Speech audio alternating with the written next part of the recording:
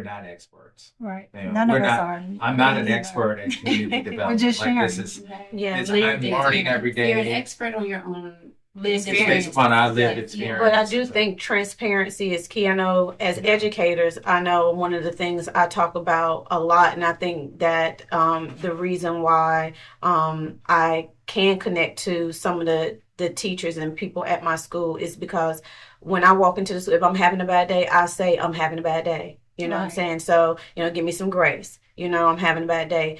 But I don't shun it or, put on this front that I'm not, but I believe in transparency. And I think that what we're doing here is transparent because it's going to connect with someone. And my goal, and I hope our goal, even from this conversation, and when people do see it, they're like, oh, these are real people. I mean, Dawn is a pivotal part in the community. They probably like, oh, she got it together. Dawn is this, that, and the third. But at the same time, she's a real human, as we all are. And we're not opposed to a struggle, but we had to learn and grow and better ourselves along our own journey. And depending on where people are in their lives, they may can connect with our stories and say, okay, this is where I'm at in the story.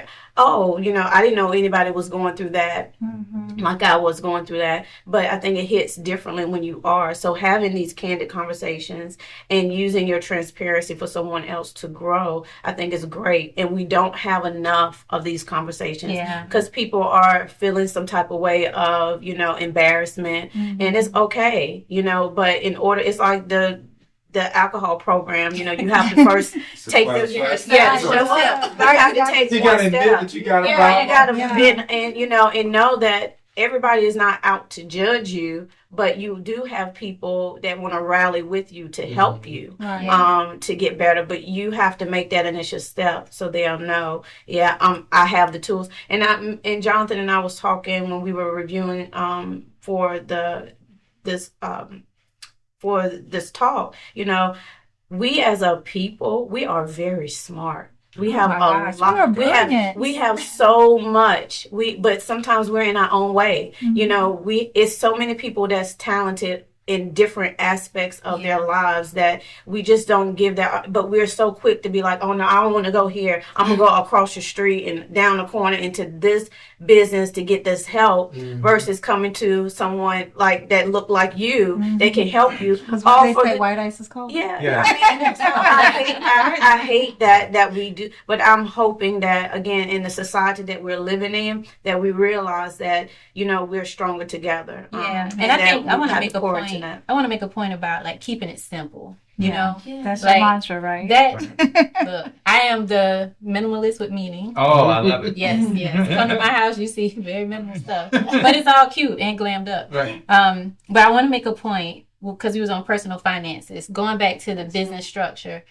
One thing that was a game changer for me, like Dawn, way back when she taught me about the whole budget thing, and it was life changing. So much so that my son was diagnosed with a kidney disease when he was probably, what was he, like 12? Wow. Something very rare. And now he's uninsurable. But when he was, 1? Dawn educated me about life insurance and the guaranteed insurability clause where each year we're able to add to his insurance policy. And it's another form of an investment for him. So this past year, I got a notification that we could add, I think it was like $25,000, and we added more to it.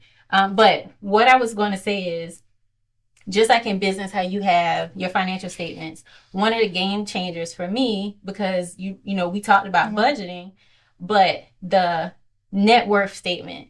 So every week I have on my calendar like a little appointment just to look at my budget, but not just look at the budget. Let me look at my net worth statement, because if you are planning to go someplace, hey, this is the money that I need. But if you're also looking at your total net worth statement every single month, I look at it more often sometimes, but it kind of helps keep the perspective of your full financial snapshot. Yeah. So every time you go get in debt, it's taken away from that net worth. Yeah. And that was a game changer for me. I wasn't always doing that when I first started out with my budget, but looking at the snapshot was totally game changing. I think having a conversation around finances and not making it an uncomfortable situation. Exactly. Just the mere fact that, you know, we've met in certain circles before, but we've never sat down and had a conversation. And just the mere fact that we can start having conversation.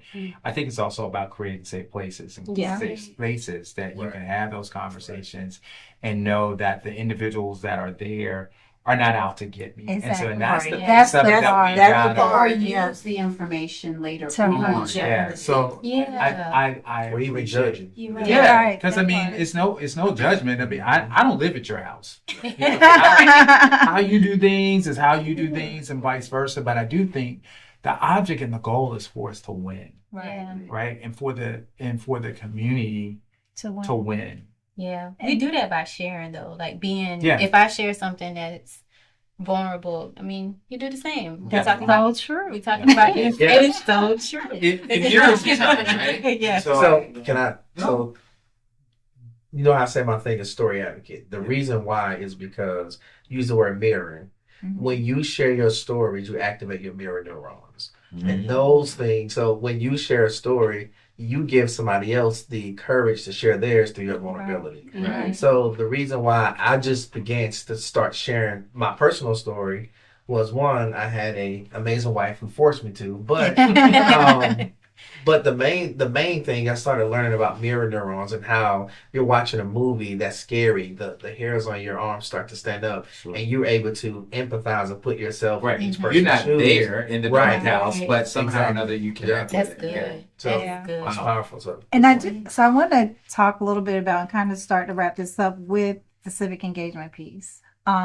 Expectations for our leaders within our communities and how we can activate them and in doing this, because when I hear about, like, you're very engaged with your children, we either had parents that were teaching us some things, and I'm looking at you, Josh, because I know that you deal with our most vulnerable boys who may not have that family structure, they may come from very traumatic situations. So how do we as community and show up for them, because they won't necessarily get that? So what is it that we can do a little bit more better from a broader perspective? Because, you know, Dr. Martin Luther King really talked about this inescapable, fabric where we are all connected, and what may affect me directly can affect you indirectly. And I don't think we get that piece, that if we just mind our own business and stay in our own lanes and take care of our own families, that person is left out there with no one. They're going to live a lifestyle that's going to potentially affect us. So what are you seeing, and how, and I would like for us to talk about, like, what can we ask of our leadership? What can we maybe partner with them to help them understand that we need them to make some decisions that are helping us with this discussion that we're having right now? So that's a lot. And then I think it's something that I think we all grapple with, because we have a lot of different people that's doing a lot of different things. So for me, I think the most important thing is, this is kind of like my main focus. If I can, unite people around this fact of, and showing the research behind, when people, especially our Black boys, have a mentor, a consistent mentor that can pour into them, the research shows, and if you look at the research for kids that were involved in when under Barack Obama's presidency, when he started the My Brother's Keeper initiative, if you look at kids and all throughout the nation that was a part of that program, and the impact that he's had, that program has had on them, if we can get people in our community to unite around this one thing. I don't have a lot of time. I have 3 children. I'm exhausted. I get up at 3:00 in the morning. I'm a school administrator, so there's a lot that I have to do. But if we could say, commit, even just, I'm going to put this allotment of time once a week, once a month, that I can do 30 minutes a month to pour back into a school. So for me, if we could have a call to action where we put people in the room and we don't even have to have an organization tied to it. You mentioned earlier about how, what is the intent of the work that you're doing, right? You know, if you want to come be a mentor so that you can say, hey, look what I did, then it's not going to be sustainable. Yeah. But if we can unite a collection of 5 or 10 men that can say, I'm going to do this because I know I'm not going to reach every kid. But if I can reach little Jonathan, then for Jonathan, I'm going to change an entire generation. Absolutely. And so that's what keeps me going, and that's what I'm like. I'm putting everything and all my chips in that focus right there, because I have a lot of passions, a lot of different things. You know this from my video world. Like I shut all of that down because I wanted to laser focus in the work that we're doing in education. And so that's for me the call to action. So we can get 10 people to say, we're going to start and we're going to do this for our Black boys because they need it. Yes. I think that with no doubt they need it. We had this conversation a lot of times, and with them both being educators and seeing it when they come home and they tell me stories, I'm just like, man, I feel like there's such a big disconnect. Yeah. I think it's an erosion of trust and morale. Like, it's slowly just being disintegrated because it's it's almost like they're hopeless. They're just like, well, I'm just gonna do what I'm gonna do. I can see it. There is no consistent consequence that meets the demands of today. Right? Yeah. So if my student continues to do the same thing all the time, where are we holding that expectation for that student? Like, okay, I see you weren't here. I see that you've been doing this. Okay, so do I write you up the same way the other teachers write you up? Or do I try to address it with you? Yeah. And let's see where we can come. Because I'm quick to tell you, hey, you done broke the circle of trust. Yeah. You can't go to the bathroom the rest of the week because you said you were going to the bathroom. Yeah. It doesn't take 20 minutes to go to the bathroom. Because I'm right next door and I can hear the toilet flush. Or you said you were going to the water fountain. You didn't go to the water fountain because the water fountain's right outside my classroom. So you've broken the circle of trust. Now you have to get back in the circle. So with that, you're going to not go to the bathroom. If you got to go, you need to go before my bell rings. Right. And let's just come on in. And that's caring, as opposed to just writing someone up and sending them to somewhere else. Well, I was going to say, going back to what Mr. Boville was saying, I think with being in education and seeing our Black kids, and it's not just our Black boys, it's just our Black kids in general.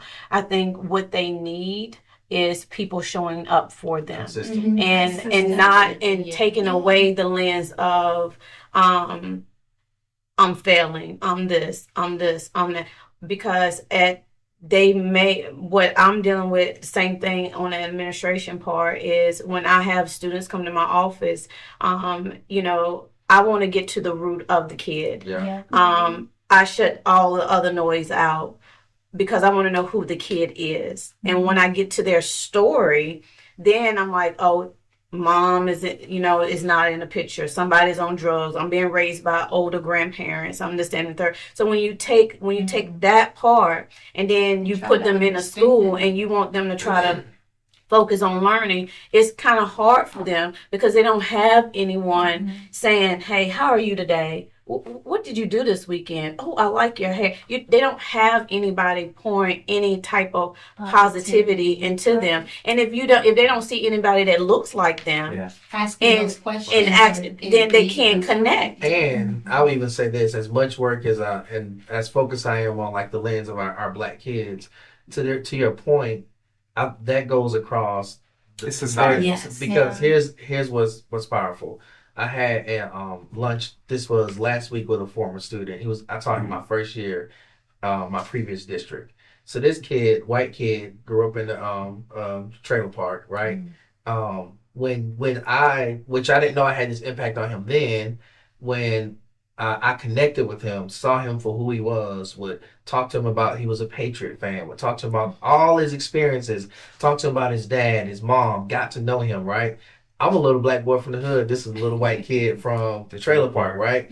So fast forward, this is 9 years later. We're having lunch, and he talks about the impact that had on him and how he hated school. He only wanted to come to school just to come to my class, and how he had all these mental health battles and challenges that he was able to fight through. But here's the most powerful thing that he said.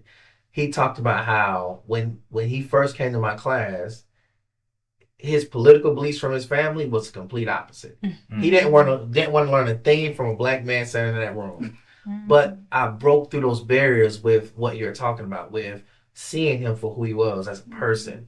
And that's the same exact thing that our black boys need. And oftentimes they're seen for a little amazing little humans in kindergarten, first and second grade. But there's something that happens when they hit third grade. And so we have to be vigilant as a society of looking at the data and saying, all right, so education, everybody talks about being data driven. The data says this. We need interventions for our black kids.